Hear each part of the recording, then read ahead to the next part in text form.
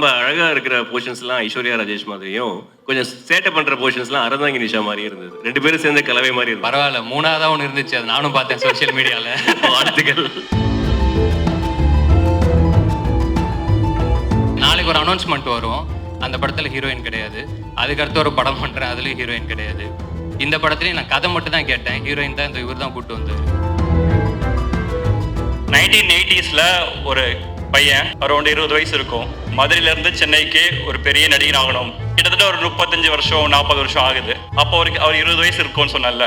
ஒரு 55 வயசுல அவருக்கு வந்து ராஜாராணின்ற படத்துல ஒரு சின்ன ஒரு ரோல் கிடைக்குது. அவர் பல வருஷம் தேக்கி வச்சிருந்த அந்த கைத்தட்டல் வந்து அவருக்கு அந்த இடத்துல தான் கிடைக்குது. அவர் தான் எங்க அப்பா. ஸோ இந்த படம் வந்து எங்க அப்பாவோட டெடிகேஷனாக தான் நான் பார்க்குறேன். இந்த படம் ஃபுல் அண்ட் ஃபுல் இன்ஸ்பிரேஷன் எங்க அப்பா தான். நானா இருந்தேன்னா இவர் சொல்ற மாதிரியே நடிப்பேன். எனக்குள்ளேயே கற்பனை பண்ணிக்கிட்டு அதை பார்த்துக்கிட்டு இருந்தேன் ரொம்ப ஆர்வமா. இந்த உடனே என்ன பார்த்துக்கிட்டாரு, ஓ மூஞ்சி வச்சுட்டு இங்கே நிற்காத அப்படி போயா அப்படின்னாரு. நான் திரும்பின உடனே அழுதுட்டேன். நான் கிராமத்துல இருந்து வந்த புதுசு, நானே பெரிய ஹீரோவான்னு நினைச்சு தான் வந்திருக்கேன். கிட்டத்தட்ட 1 மணி நேரம் நான் அழுதுருப்பேன். அப்படியே செட்டுக்குள்ள போய் அங்கங்கே அழுது கண்ணீர் எல்லாம் தொடச்சிட்டு கண்ணாடியை பார்த்து நான் பேசுறேன். இந்த மூஞ்சியை நீ அசிங்கப்படுத்திட்டே, இந்த மூஞ்சி சினிமாவில் வரும், நடிப்பேன், நான் திரையில வருவேன், அதை பார்க்கறது கூட நீ இருக்க மாட்ட அப்படின்னு என்னுடைய கோபத்தை அங்க வெளிப்படுத்தல, அந்த கண்ணாடி முன்னாடி வெளிப்படுத்தல. எங்க அப்பாவோட எங்க அப்பத்தாக்கு ஒரு ஆசை இருக்கு சார். எங்க அப்பத்தா தான் சின்ன வயசுல வந்து கேட்டுட்டே இருப்பாங்க. அந்த படம் எங்க அப்பாத்தாக்கு டெடிகேஷனா இருக்கும். இந்த வீடியோவை உங்களுக்கு வழங்குபவர்கள் பேசஸ் pay, secure digital payments with multiple features and great success rate. Star நிச்சயமா ஒரு வெற்றி படம் தான். So with this happy and positive note, I would like to welcome you all and thank you all for being here and supporting us. Ilan அவர்களை ஓரிரு வார்த்தைகள் பேசுமாறு அன்போடு அழைக்கிறோம். ஒரு வீடு வாங்கணும், ஒரு கார் வாங்கணும், ஒரு கடை ஆரம்பிக்கணும், ஒரு பிஸ்னஸ் ஆரம்பிக்கணும்னு ஏதாவது ஒரு கனவு எல்லாருக்குமே இருக்கும்ல. அந்த கனவை நோக்கி பயணிக்கிற எல்லாருமே ஸ்டார் அப்படின்றது தான் இந்த படம். 1980ஸ்ல ஒரு பையன் அரௌண்ட் 20 வயசு இருக்கும். மதுரையில இருந்து சென்னைக்கு ஒரு பெரிய நடிகர் ஆகணும், ஒரு பெரிய ஸ்டார் ஆகணும்னு சொல்லிட்டு வராரு. 1980s வந்து 1990s ஆகுது, 2000 ஆகுது, 2010 ஆகுது. கிட்டத்தட்ட ஒரு 35 வருஷம் 40 வருஷம் ஆகுது. அப்போ அவர் 20 வயசு இருக்கும்னு சொன்னல. ஒரு 55 வயசுல அவருக்கு வந்து ராஜாராணின்ற படத்துல ஒரு சின்ன ஒரு ரோல் கிடைக்குது. அவர் பல வருஷம் தேக்கி வச்சிருந்த அந்த கைத்தட்டல் வந்து அவருக்கு அந்த இடத்துல தான் கிடைக்குது. அவர் தான் எங்க அப்பா. ஸோ இந்த படம் வந்து எங்கள் அப்பாவோட டெடிகேஷனாக தான் நான் பார்க்குறேன். இந்த படம் ஃபுல் அண்ட் ஃபுல் இன்ஸ்பிரேஷனே எங்கள் அப்பா தான். இந்த ஜேர்னியில் அவர் நிறைய விஷயங்கள் பார்த்துருப்பாரு, நிறைய கஷ்டங்கள் அனுபவிச்சிருப்பாரு. 2 முக்கியமான விஷயம், யாரோ ஒருத்தர் எங்கள் அப்பா சொல்லியிருக்காரு, யாரோ ஒருத்தர் வந்து இந்த மூஞ்சி வச்சு எப்படி நடிக்க வந்தேன்னு கேட்டாரு அப்படின்னு சொல்லியிருக்காரு. அந்த அவர் கேட்ட விஷயம் வந்து தான் எங்கள் அப்பாவுக்கு மோட்டிவேஷனாக இருந்துச்சுன்னு எப்பயுமே சொல்லிகிட்டே இருப்பார். ஒருத்தர் எனக்கு அப்படி கேட்டுட்டாரு, நான் அவர் மட்டும் நடிச்சு காட்டணும் அப்படின்ற ஒரு வைராக்கியம், ஒரு ஸ்டபன் ஹார்ட் இருக்குல்ல, அதுதான் star. So universe always falls in love with stubborn heart அப்படின்றது, அந்த ஸ்டபன் ஹார்ட் எங்கள் அப்பா தான். அண்ட் இந்த கனவு வந்து இப்போ எல்லாருமே நம்மளோட கனவை வந்து நம்ம ஒரு ஆள் தனியாக நம்ம வந்து கண்டிப்பாக அதில் ஜெயிக்க முடியாது. அதுக்கு சப்போர்ட் பண்ணுறதுக்கு நிறைய பேர் தேவை. சப்போர்ட் பண்ணுறதுக்கு, ஹெல்ப் பண்ணுறதுக்கு நிறைய பேரோட பிளெஸிங்ஸ் நம்மளுக்கு தேவை. அந்த மாதிரி எங்கள் அப்பாவுக்கு வந்து இந்த படத்தில் ஒரு ட்ரெய்லரில் பார்த்துருப்பீங்க, காசு இல்லை சார். அந்த காசு இல்லை சார் மொமெண்ட் வந்து எங்கள் அப்பா லைஃப்பில் நடந்தப்ப அப்போ சப்போர்ட் பண்ணது வந்து ஒரு குடும்ப தலைவியாக எங்கள் அம்மா தான் சப்போர்ட் பண்ணாங்க. அவரையும் பார்த்துக்கிட்டாங்க, எங்களையும் பார்த்துக்கிட்டாங்க. ஸோ அவங்களும் ஸ்டார் தான். ஸோ பேசிக்காக என்னன்னு பார்த்தீங்கன்னா, நம்மளை சுற்றி நம்ம குடும்பத்துலேயும் சரி, நம்மளை சுற்றியும் சரி, இந்த மாதிரி நிறைய ஸ்டார்ஸ் இருக்காங்கல்ல, அவங்க எல்லாரையும் நினைவுபடுத்துகிற படமாக தான் அது இருக்கும். ஸோ எல்லாருமே வந்து ஒரு ஃபேமிலியோட வந்து, அவங்க அப்பா கூட வந்து, அம்மா கூட வந்து, ஃப்ரெண்ட்ஸ் கூட வந்து, காதலியோட வந்து, ஒய்ஃபோட வந்து பார்க்கக்கூடிய ஒரு அழகான படமாக இது இருக்கும்னு நான் நம்புகிறேன். இந்த படத்தை ஒரு அழகான லவ் ஸ்டோரியாக தான் நான் பார்க்குறேன். நான் சொல்கிற லவ்ன்றது வந்து ஒரு அப்பாவோட லவ், ஒரு அம்மாவோட லவ், ஒரு ஃப்ரெண்டோட லவ், ஒரு காதலியோட லவ், ஒரு ஒய்ஃபோட லவ்னு ஏகப்பட்ட லவ் இந்த படத்தில் இருக்குது. ஸோ என்ன கேட்ட இருக்க படத்துக்கு என்னது சினிமா படம் கிடையாது, ஒரு அழகான காதல் கதை தான் நான் நம்புகிறேன். அதை தேங்க்யூ ஸோ மச். அடுத்ததாக ஸ்டார் படத்தினுடைய குலாபி பேசின மாதிரி அடுத்ததாக ஸ்டார் படத்தினுடைய மீரா பேச போகிறாங்க. பிரீத்தி அவர்களை ஓரிரு வார்த்தைகள் பேசுமாறு அன்போடு அழைக்கிறோம். எல்லாருக்கும் வணக்கம். இன்னைக்கு எனக்கு ரொம்ப ஸ்பெஷலான நாள். என்னோட முதல் படத்தோட ரிலீஸ் ஆக போகுது. கவின், உங்க கூட நான் நிறைய சீன்ஸ் பண்ணல, but I really want to say ட்ரெய்லரை நான் உங்களோட தான் சேர்ந்து பார்த்துட்ருக்கேன். நான் இப்போ தான் படத்தையே பார்க்க போகிறேன். Kavin, my huge congratulations to you. கண்டிப்பாக இந்த படத்துக்கு அப்புறம் நீங்கள் பெரிய ஸ்டாராக வருவீங்க. உங்கள் உழைப்புக்காக கண்டிப்பாக பெரிய ஸ்டாராக வருவீங்க. எவ்ரிடே நான் செட்டுக்கு போகும்போது, என்னோட ஃபர்ஸ்ட் படம்னால நான் செட்டுக்கு போகும்போது நான் பார்க்குறது என்னென்னா, ஐ சி எவ்ரி சிங்கிள் பர்சன் அந்த க்ரூ. இல்லைன்னு சார் சொன்ன மாதிரி படத்தை அவங்களோட படமாகவே எடுத்து they put their heart and soul into everything they do for the film. And அதை பார்க்கும்போது தான் எனக்கு இதுக்காக தான் படம்லாம் பண்ணுறாங்க அப்படின்னு எனக்கு தோணுச்சு. நம்மளுடைய ஃபேவரட் ஜிமிக்கி சுரபி அதித்தி அவர்களை ஓரிரு வார்த்தைகள் பேசுமாறு அன்போடு அழைக்கிறோம். எல்லாருக்கும் வணக்கம். வணக்கம் Chennai. Chennai feels like home. An amazing director, and I think he has the core quality of a director, which is patience. With a lot of patience, he taught me not only the lines, the dialogues, but the dialect and the emotion to pull Surabhi to who she is, from Jimiki to Surabhi and Surabhi to Jimiki, because there is a lot that you will see that Surabhi will give you all in terms of emotion. So I would really like to thank Ilan. Kavin was an absolute delight again as a co-actor. I remember I told him in his vanity van, please forgive me if I bother you throughout with my language or with, not going ahead with the lines, because this is my first film, in a way, I could say. So, yeah, and he was an absolute sport. So I'm very, very, very excited for the 10th. Actor Pandian அவர்களை ஓரிரு வார்த்தைகள் பேசுமாறு, நீங்கள் எல்லாரையும் நீங்கள் plus பண்ணணும், இந்த படத்தை நீங்கள் பெஸ்ட் பண்ணுமாறு தாழ்மையுடன் கேட்டுக்கொள்கிறேன். அனைவருக்கும் வணக்கம். இளன் மகன் தந்தை காற்றும் உதவி இவன் தந்தை என்னோற்றான் கொல்லணும் சொல், இது வள்ளுவருடைய வாய்மொழி. அதற்கு தகுந்தாப்போல என்னை உயர்த்திட்டாரு. படிப்புலேருந்து எங்கே விலகி போயிடுவானோங்கிற பயத்தில் நான் சொன்னேன், நீ படிப்பை முடியாமல் இந்த துறைக்கு வராத, நான்லாம் 35-40 ஆண்டுகளாக இருக்கேன், நான் இன்னும் அந்த நிலைக்கு வரல அப்படிங்கிறத கொஞ்சம் நிலைமையெல்லாம் எடுத்து சொன்னேன். அதுக்கு அவர் கேட்ட ஒரு பதில், பட்டப்படிப்பு முடிச்சுட்டு வேலை இல்லாமல் ஒரு 4 வருஷம் நான் வீட்டில் இருந்தேன்னா எனக்கு சோறு போடுவீங்களா போட மாட்டீங்களா? கண்டிப்பாக போடுவோம். அது மாதிரி நினச்சிக்கிட்டு 2 வருஷம் கொடுங்க, நான் இயக்குனர் ஆகி காட்டுறேன்னாரு. 2 வருஷம் இல்லை, 1 வருஷத்துலேயே ஆகி காட்டினார். நான் ஸ்டில்ஸ் வீட்டை உதவியாளராக இருக்கும்போது நான் ஸ்டில் ஃபோட்டோகிராஃபராக ஒரு திரைப்படத்துக்கு போயிருக்கேன். அங்கே இயக்குனருக்கு ப்ரொடக்ஷன் பர்சனல் அசிஸ்டண்ட்னு ஒருத்தர் இருப்பாங்க இயக்குனருக்கு. அவங்க தான் டீ காஃபி எல்லாம் கொடுப்பாங்க. எனக்கு என்னென்னா, இயக்குனர் எப்படி சொல்லி தராரு, அந்த நடிகர் எப்படி நடிக்கிறாரு, நடிகர் எப்படி நடிக்கிறாரு, இயக்குனர் எப்படி நடிக்கிறாருன்னு பார்த்து கம்பேர் பண்ணுவேன். இவர் சொல்கிற மாதிரி அவர் நடிக்கலையே, அவர் வேற மாதிரி நடிக்கிறாரு, நானாக இருந்தேன்னா இவர் சொல்கிற மாதிரியே நடிப்பேனே எனக்குள்ளேயே கற்பனை பண்ணிக்கிட்டு அதை பார்த்துக்கிட்டு இருந்தேன் ரொம்ப ஆர்வமாக. இந்த பையன் வந்தார், எனக்கும் அப்போ 24 வயசு தான், அவரும் சிறு வயது தான். வந்தவுடனே என்னை பார்த்துக்கிட்டாரு, ஓ மூஞ்சி வச்சுட்டு இங்கே நிற்காத, அப்படி போயா அப்படின்னாரு. நான் திரும்பினோடனே அழுதுட்டேன்.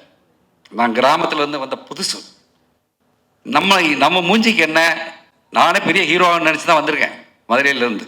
என்ன இப்படி சொல்லிட்டான்னா கிட்டத்தட்ட 1 மணி நேரம் நான் அழுதுருப்பேன். அப்படியே செட்டுக்குள்ளே போய் அங்கங்கே அழுதுட்டு கண்ணீரெல்லாம் தொடச்சிட்டு கண்ணாடியை பார்த்து நான் பேசுகிறேன், இந்த மூஞ்சியை நீ அசிங்கப்படுத்திட்டே, இந்த மூஞ்சி சினிமாவில் வரும், நான் நடிப்பேன், நான் திரையில் வருவேன், அதை பார்க்கறது கூட நீ இருக்க மாட்ட அப்படின்னு என்னுடைய கோபத்தை அங்கே வெளிப்படுத்தலை, அந்த கண்ணாடி முன்னாடி வெளிப்படுத்தினேன். அதை நான் மறந்துட்டு வந்துட்டு நேராக வந்து செட்டுக்குள்ளே வர்றேன். கிளாப் அடிக்கிற சவுண்டு கேட்குது. திரும்பி பார்த்தா மனதில் உறுதி வேண்டும் அந்த படம். ராஜாராணி படம் நடிக்கும் போது நான் ஃபோட்டோகிராஃபர். திருமணத்துக்கு ஆர்டர் எடுத்து வச்சிட்டேன்.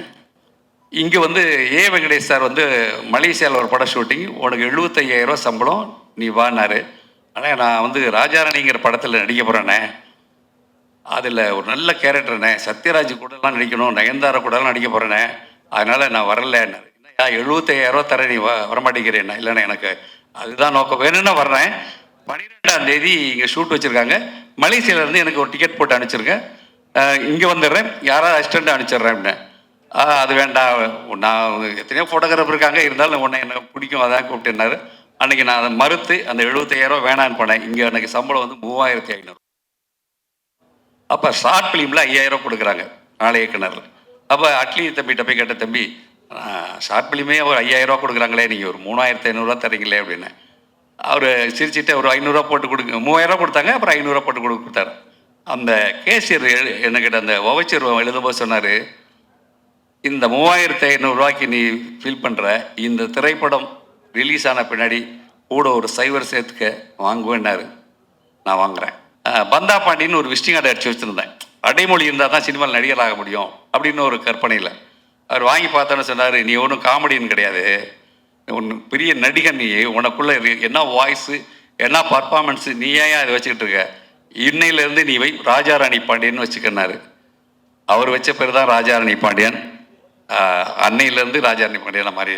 தேங்க்ஸ் யுகி சேதண்ணா. அடுத்ததா கவின் அவர்களை அன்போடு அழைக்கிறோம். கவின் ஒரு சொல்ல என்ன இன்ட்ரடக்ஷனே கொடுத்து முடிக்கல அதுக்குள்ள. எல்லாருக்கும் வணக்கம். டாடாக்கு அப்புறம் இப்போது ஸ்டார். எனக்கு கதை கேட்டதுக்கப்புறம் ஃபஸ்ட்டு எனக்கு தோணுது வந்து ரொம்ப பொறுமை தேவை இந்த படத்துக்கு அப்படிங்கிறது மட்டும்தான் மைண்டில் இருந்துச்சு. ஏன்னா ப்ராஜெக்டாக கொஞ்சம் பெருசு, டைம்லைனும் ஒவ்வொரு டைம்லைனில் ஷூட் பண்ணணும். ஸோ நம்பி வர எல்லாருமே அந்த ப்ராஜெக்டில் அவ்வளோ பொறுமையாக இருந்தால் மட்டும்தான் எல்லாருமே சேர்ந்து அந்த தேர் இழுக்கிற மாதிரி தான். ஸோ அவ்வளோ பொறுமை வந்து ஃபர்ஸ்ட் ஆஃப் ஆல் எல்லாருமே அந்த பொறுமையோடு இருந்ததுக்கு, அண்ட் சாகர் சார் அந்த பொறுமையோடு இருந்ததுக்கு ரொம்ப ரொம்ப நன்றி. பயம் அப்படின்னா டான்ஸ் மாஸ்டர்ஸ் தான். ஏன்னா எனக்கு என் நடிப்பு மேலே இருக்கிற கான்ஃபிடென்ஸ் வந்து டான்ஸில் எனக்கு அவ்வளோ சீக்கிரம் வராது. ஏன்னா கொஞ்சம் ரிஹர்சல்ஸ் நிறையா தேவை. உடம்புக்கு வரதுக்கு முன்னாடி ஃபஸ்ட்டு மைண்டுக்கு போய் வரணும், அதெல்லாம் கொஞ்சம் டைம் ஆகும். ஸோ ரிஹர்சல்ஸ்லாம் போய் அவங்க எல்லாருமே ரொம்ப கம்ஃபர்டபுளாக பார்த்துக்கிட்டாங்க. ரொம்ப ரொம்ப தேங்க்யூ எல்லா மாஸ்டர்ஸ்க்குமே. சின்ன திரையிலேருந்து தான் பெரிய திரைக்கு வந்து பெரிய ஆள் ஆனார் சிவகார்த்திகேயன். ஆமாண்ணே. அப்புறம் வந்து இப்போ இன்னும் கொஞ்சம் நல்ல பெரிய ஆள் ஆகிட்டார். அவர் இடத்த பிடிக்கணும்னு நீங்கள் நினைக்கிங்களா? ஏன்னா அந்த அவரே மாதிரி பெண் வேடம் போட்டு ரூமில் கேட்டீங்க. ஆமாம், அதே தான் திருப்பி கேட்கலாம். பதிலும் சொல்லிட்டேன், திருப்பி வந்து கேட்குறீங்க. நெல்சன் படத்துலையும் அடுத்து சேர்ந்தீங்க. என்னன்னா நெல்சன் படத்துலையும் அடுத்து அவருக்கு மாதிரியே கூட்டணி வைக்கிறீங்க. ஆமாண்ணே. அதே மாதிரி ஏதாவது ஆசை இருக்கா அவர் மாதிரி வரணும்? அவர் எந்த அளவுக்கு இன்ஸ்பிரேஷன் உங்களுக்கு? இல்லைண்ணே, எனக்கு டெஃபினட்டாக அங்கே சொன்னதே அப்படியே நானும் சொல்லட்டுமா? சரியா. சிவான சேதுபதி அண்ணா எனக்கு 2 பேருமே பயங்கரமான இன்ஸ்பிரேஷன். ஏன்னா அஜித் சார், விஜய் சார் எல்லாத்தையுமே நம்ம கிட்டக்க கூட பார்த்தது கிடையாது. என்னோட ஸ்கூல் காலேஜ் டைமில் நான் சொல்கிறேன், வெறும் ஸ்க்ரீனில் மட்டும்தான் நம்ம பார்க்குறோம். எனக்கு அப்படி இருக்கும்போது ஏதோ நம்மளாலும் ஒருத்தன் ஜெயிக்கிறான், இங்கேருந்து ஒருத்தன் போய் அதை பண்ணுறான் அப்படிங்கும்போது அப்போ தான் என்ன மாதிரியான பசங்களுக்கெல்லாம் இன்னும் ஸ்ட்ராங்காக அந்த நம்பிக்கை இன்னும் பெருசாது. அப்போ ஓகே, ஏதோ ஒன்று ட்ரை பண்ணிகிட்டே இருந்தால் சின்சியராக அதை பண்ணிட முடியும் போலையே அப்படின்னு சொல்லிட்டு. சிவானன்ட்ட அந்த மாதிரி இருக்குன்னா, இப்போ சேதுவனன்ட்ட அவர் அவ்வளோ ஜூனியர் ஆர்டிஸ்ட்டாக நடித்து, ஆக்சுவலாக அவர் ஜூனியர் ஆர்டிஸ்ட்டோட லிஸ்ட் எடுத்தாலே அவ்வளோ இருக்கும் நம்மளுக்கு. ஸோ அதுவும் நடித்து கன்ஃபார்மாக ஏதோ ஒரு நாள் நடந்துரும் அப்படின்ற அந்த ஒரு ட்ரஸ்ட் இருக்குல்ல, அது ஒரு 1000ல் ஒருத்தருக்கு, 10,000ல் ஒருத்தருக்கு, லட்சத்தில் ஒருத்தருக்கு நடந்தாலுமே அந்த ஒருத்தர் மாதிரி கொடுக்குற நம்பிக்கை தான் என்ன மாதிரி பசங்களுக்கு அது ஒரு பயங்கரமான சீடுன்னு நினைக்கிறேன் நான். ஸோ அந்த இன்ஸ்பிரேஷன் நிச்சயமாக இருக்குது. மற்றபடி எனக்கு வர கதைகள் எந்த அளவுக்கு என்கேஜிங்காக இருக்குது, ப்ளஸ் எந்த அளவுக்கு டிஃப்ரெண்ட்டாக பண்ண முடியும் அப்படிங்கிறத தான் நான் பார்த்து பண்ணிகிட்டு இருக்கேன். இந்த படம் அன்னைக்கு வந்து ஒரே ஹீரோவாக இருந்தார் பிரசாந்த். ஸ்டார்னு படம் வந்தது, அவர் பேரும் காதல் இளவரசி. காதல் இளவரசன்னா எங்கள் கண்களுக்கு நீங்கள் தான் தெரியுறீங்க. அந்த காரணத்துக்காகவே ஸ்டாருங்கிற டைட்டில் தூக்கிட்டீங்களா? அதே மாதிரி ஆணழகன்கிற படத்தில் ஒரு பெண் வேடம் போட்டிருப்பார், ரொம்ப ஃபேமஸ் அந்த படம். ஓகேங்களா? அன்னைக்கு வந்து இத்தனை ஹீரோ கிடையாது, அவர் மட்டும். அந்த மாதிரி ஒரு நோக்கம், ஒரு சென்டிமெண்ட் இதுக்குள்ளார வச்சு தான் அந்த படத்தை ஒத்துக்கிட்டீங்களா? என்னோட கேள்வி. இல்லைண்ணா, இந்த படத்தோட இப்போ ஸ்டார் அப்படிங்கிறத பொறுத்த வரைக்கும் நாங்கள் எல்லாருமே இப்போ சொல்லியிருந்தோம் இல்லையா, ஸ்டார்னா வெறுமனே அந்த ஸ்க்ரீனில் வர அது கிடையாது ஸ்டார். ஐ மீன் அதுவும் ஸ்டார் தான். அது இல்லாமல் என்னை பொறுத்த வரைக்கும் பீப்புள்ஸ் சாம்பியன் எல்லாருமே ஸ்டார் தான். மக்கள் யாரெல்லாம் நம்ம யாரை பெருசாக ரொம்ப ரசிக்கிறோமோ, அண்ணாந்து பார்க்குறோமோ, அவங்க எல்லாருமே ஸ்டார் தான். அது எல்லாத்தையுமே தாண்டி தான் நம்புகிற விஷயத்த நம்பி என்னைக்காவது ஒரு நாள் நடந்துரும் அப்படின்னு ஓடிட்டு இருக்கவனும் ஸ்டார் தான். ஏன்னா இப்போ நீங்கள் சொன்ன மாதிரி சினிமா இல்லை ஸ்போர்ட்ஸு மற்ற கொஞ்சம் விசிபிலிட்டி இருக்கிறவங்களுக்குலாம் அந்த அடையாளமோ அந்த லைம்லைட்டோ அது கிடச்சிருது. ஆனால் அது கிடைக்காம ஏதோ ஒரு வேலையில் அந்த லைம்லைட்டுன்ற விஷயம் இல்லாமல் நிச்சயமாக அவனோட திறமைக்கு அவனோட சக்திக்கு அவன் ஒரு சாதனை பண்ணி தான் இருப்பான். அவனை யார் அங்கீகரிக்கிறது, அவனை யார் பாராட்டுறது? ஸோ அவங்க எல்லாருமே சேர்ந்து ஸ்டார் அப்படின்னு சொல்கிற படம் தான் நம்ம ஸ்டார். என்னோட கொஸ்டின் என்னன்னா, நீங்கள் எப்போ ஆக்ட் பண்ண போகிறீங்க? அது கண்டிப்பாக சார், எங்கள் அப்பாவுக்கும் அந்த ஆசை இருக்குது. எங்கள் அப்பாவோட எங்கள் அப்பத்தாவுக்கு ஒரு ஆசை இருக்குது சார். எங்கள் அப்பத்தா தான் சின்ன வயசு வந்து கேட்டுகிட்டே இருப்பாங்க. நான் ஒரு வேளை ஃப்யூச்சரில் நடித்தேன்னா அந்த படம் எங்கள் அப்பாத்தாக்கு டெடிகேஷனாக இருக்கும். ஓகே. பொதுவாக வந்து லேடிஸ் கிட்ட போடும்போது ஒரு யாரையாவது ஒரு ரெஃபரன்ஸ் எடுத்துக்குவாங்க. கமல்ஹாசன் வந்து அவங்க அம்மாவை எடுத்துக்கிட்டாங்க. ஸோ அந்த மாதிரி இந்த படத்தில் அந்த கெட்ட போடும்போது யாரையாவது ரெஃபரன்ஸாக எடுத்துக்கிட்டாங்க? கரீனா சோப்ரா. கரீனா சோப்ரா. ஓகே. யாரு பட் எனக்கு தெரியுமா? சொல்லுங்க. சந்தானம் சார் போட்டிருப்பார்ல லேடி Okay. கெட்டப், அதுதான். ஏன்னா எனக்கு இந்த படத்துல வந்து இப்போ சிவான ரெமோல பண்ண மாதிரியோ இல்ல வந்து கமல் சார் அவ்வை சண்முகில பண்ண மாதிரியோ ஒரு பொண்ணாவே நடிச்சு நம்ப வைக்கிறது மாதிரியான இது கிடையாது. புரியுது. அது சின்னதா காலேஜ்ல பசங்க பண்ற ஒரு கலாட்டா மாதிரி. ஸோ எனக்கு என்னன்னா அந்த கலாட்டால பார்க்கும்போது சந்தானம் சார் எக்ஸ்ட்ரானரியா அதுல ஒன்று பண்ணியிருப்பாரு. நிச்சயமா அதை வந்து இப்போ இதுக்கப்புறம் யாராலுமே பீட் பண்ண முடியுமான்றது தெரியல. அந்த மாதிரி முடிஞ்சா ஜாலியா ஒன்று ட்ரை பண்ணலாமே அப்படின்னு அப்படி எடுத்து பண்ணது. அதான் எங்களுக்கு என்ன தோணுச்சுன்னா, ஒரு அந்த கெட்டப்ல ரொம்ப அழகா இருக்கிற போர்ஷன்ஸ்லாம் ஐஸ்வர்யா ராஜேஷ் மாதிரியும், கொஞ்சம் சேட்டை பண்ற போர்ஷன்ஸ்லாம் அறந்தாங்கி நிஷா மாதிரி இருந்தது. 2 பேரும் சேர்ந்த கலவை மாதிரி இருந்தது. பரவாயில்ல, 3ஆவதா ஒன்று இருந்துச்சு, அது நானும் பார்த்தேன் சோஷியல் மீடியால. வாழ்த்துக்கள். இப்போ இதுவே எனக்கு தெரிஞ்சு இந்த டிசைன்லாம் இவங்களுக்கு உள்ள குத்தும்னு நினைக்கிறேன். ஆனால் காமிச்சிக்காம சிரிச்சுக்கிட்டே இருக்காங்க பார்த்தீங்களா, அதுவே ஒரு தனித்திறமை. எனக்கெல்லாம் அன்னைக்கு வந்து முடிச்சுட்டு போகிறேன் ஃபுல்லாக அந்த அப்படியே தேஞ்சா ஒரு மாதிரி இருக்கும்ல, அந்த சிம்மிக்கியா ஜமுக்கியா ஏதோன்னு சொல்லுவாங்கல்ல, அந்த பேட்டர்ன் போல் அது அப்படி கொடுத்துருந்தாங்க பயங்கரமாக நம்ம காஸ்டியூம் டிசைனர். சரி, அதெல்லாம் ரொம்ப ரொம்ப கஷ்டம்னு. ஏன்னா இப்போ நம்ம இப்போ ஒரு ஈவெண்ட் அப்படின்னா நம்ம சும்மா ஏதோ ஓகே கிடைக்கிறத போட்டு டக்குன்னு வந்துடுறோம்ல, அவங்களுக்கு அந்த மாதிரிலாம் இல்லை, அது மெனக்கெடுதல்லே பயங்கரமாக இருக்குது. ஸோ அதெல்லாம் யாருமே யாராவது கலாய்ச்சா நானே கேட்பேன், எவ்வளோ கஷ்டம் தெரியுமா அந்த மாதிரி. இப்போது நான் வந்து கனாக்காலம் கலங்குள் சீரியல் நடித்தேன். அதில் என்னோடய சம்பளம் ஸ்டார்டிங்லாம் 1000 ரூபாய். சீரியல் முடித்து நான் ஒரு 5-6 வருஷம் எக்ஸ்பீரியன்ஸ்க்கு அப்புறம் எனக்கு அதோட சம்பளம் 6000 ரூபாய். ஸோ அந்த 6000 ரூபாவை தீர்மானிக்கிறது 3000, 3000 தீர்மானிக்கிறது 1000, இப்படி தான் இருக்குது. ஸோ சம்பளம் அப்படிங்கிறது இன்றைக்கி வந்து நம்மளோட படம் எந்த அளவுக்கு பண்ணுதோ, அந்த மார்க்கெட்டில் எப்படி நடக்குதோ அதுதான் தீர்மானிக்கிறதே தவிர இங்கே தனிப்பட்ட இதில் யாருமே தீர்மானிக்கிறது கிடையாது. ப்ளஸ் என்னால் படம் வந்து இதுதான் எனக்கு 4வது படம். இந்த 4வது படமே வந்து பார்த்தீங்கன்னா இது எனக்கு முடிக்கிறதுக்கு வந்து இப்போது லிட்டரலாக 1 வருஷம் அப்படிங்கிற மாதிரி ஆகியிருக்கு. இந்த காரணங்களுக்காகவே நான் வந்து சில இடங்களில் நோ சொல்லியிருக்கேன். பட் ஆனால் நோ சொல்கிறதுக்கான முக்கியமான காரணம் என்னன்னா, யாருமே வெயிட் பண்ண வைக்க வேண்டாம். அவங்க வெயிட் பண்ணுற நேரத்தில் நிச்சயமாக எனக்கு எவ்வளோ பேர் இருக்காங்க, அவங்கள வச்சு கூட பண்ணிட்டு வந்துடலாம். இதெல்லாம் தான் காரணங்கள். சுவாரஸ்யத்துக்காக இல்லை இன்ட்ரெஸ்டிங்காக இருக்கணுன்றதுக்காக அது பேசுறதுக்கு வேணால் நல்லா இருக்கலாம், மற்றபடி ஃபேக்ட்ஸ் இதுதான். நாளைக்கு ஒரு அனௌன்ஸ்மெண்ட் வரும், அந்த படத்தில் ஹீரோயின் கிடையாது. அதுக்கடுத்து ஒரு படம் பண்ணுறேன், அதுலேயும் ஹீரோயின் கிடையாது. இந்த படத்துலேயும் நான் கதை மட்டும் தான் கேட்டேன், ஹீரோயின் தான் இவர் தான் கூப்பிட்டு வந்தார். மைக்கங்க. இந்த கொஸ்டினுக்கு வந்து டேரக்டராக இருந்தாலும் சரி, ஹீரோ இருந்தாலும் சரி, யார் ஒன்றும் பதில் சொல்லலாம், சரிங்களா? கவின் ஸ்டார். ஏன்னா எப்பவுமே வந்து ஒரு படத்தோட ஹீரோ வந்து ஒரு பேர் சொல்லி ஒரு ரஜினியின் டெய்லர் அப்படி தான் வரும். இது என்ன கவின் ஸ்டார், யாருக்கு மென்ஷன் பண்ணுறீங்க, யாருக்கு குறிப்பிட்டு சொல்ல வர்றீங்க? அதுக்கப்புறம் வந்து 2 ஹீரோயின், ஒரு ஹீரோயினை சமாளிக்கிறது பெரிய விஷயம், சரிங்களா? புது ஹீரோயின், ஒருத்தருக்கு தமிழ் தெரியல, எப்படி சமாளிச்சிங்க? 2 பேரில் யாருக்கு கூட சொல்லலாம். ஸ்டாரிங் கவின் போட்டிருப்போம் அப்படின்னா இதில் நடிக்கிறாரு நம்மளுக்கு தான் அர்த்தம். இந்த படத்துக்கு அந்த வார்த்தை யூஸ் பண்ணால் ஒரு மாதிரி வார்த்தை விளையாட்டு மாதிரி அழகாக இருந்துச்சு, அந்த ரீசனுக்காக போட்டோம். ஹீரோயினை சமாளிக்கிற அது வந்து அந்த கொஸ்டின்ஸ் எனக்கு அதில் உடன்பாடு இல்லை. அதில் இல்லை, ஏன்னா பார்த்தீங்கன்னா அவங்களுமே அவங்களோட பெஸ்ட்டு கொடுக்கறதுக்கு அவ்வளோ ஹார்ட் ஒர்க் பண்ணி ப்ரொஃபஷனலாக 2 பேரும் பண்ணி கொடுத்தாங்க. ஸோ சமாளிக்கிறதுக்கான வேலைகள் அங்கே எதுவும் இல்லை. இல்லை சார், என்னன்னா 2 ஹீரோயின்னாவே. ஆனால் நீங்கள் கேட்டது இன்னொரு நான் ஆடடாகவே நான் சொல்லிடுறேன். ஒன்றும் இல்லை, இப்போ இவங்களுக்கு டெஃபினட்டாக தமிழ் தெரியாதுண்ணே. பட் ஆனால் அவங்களுக்கு தமிழ் தெரியல அப்படிங்கிறது வந்து ஸ்பாட்டில் நாங்கள் யாருமே ஃபீல் பண்ணல. உச்சரிப்பு அதெல்லாம் பிரச்சனை இருக்கும், இல்லாமல் கிடையாது. பட் ஆனால் அவங்க ஒரு பெரிய 40 pages ரூல்டு நோட் ஒன்று வச்சுருக்காங்க. சீன் பேப்பரில் என்னெல்லாம் போகுதோ அதை வந்து அவங்களுக்கு டிரான்ஸ்லேட்டர் ஒருத்தருக்கு வந்து அவங்க அதை தமிழில், இப்போ நம்ம தங்கிலீஷ்னு சொல்லுவோம் இல்லையா, அது அவங்களோட புரிதலுக்கு ஏற்ற மாதிரி அவங்க அதை மாற்றி இங்கிலீஷில் எழுதி அந்த தமிழுக்கு மாற்றி அதெல்லாம் பண்ணிட்டு தான் அவங்க வருவாங்களே செட்டுக்கு. ஸோ இந்த மாதிரி எல்லாருமே அவங்களோட வேலை செய்கிற இடம் தானே இது. ஸோ அந்த டெடிகேஷனோட சின்சியராக தான் எல்லாருமே வேலை பார்த்துருக்காங்க. இந்த வீடியோ உங்களுக்கு பிடிச்சிருந்தா லைக் பண்ணுங்க, ஷேர் பண்ணுங்க, கமெண்ட் பண்ணுங்க. மறக்காம OH சினிமா சேனலுக்கு சப்ஸ்கிரைப் பண்ணுங்க.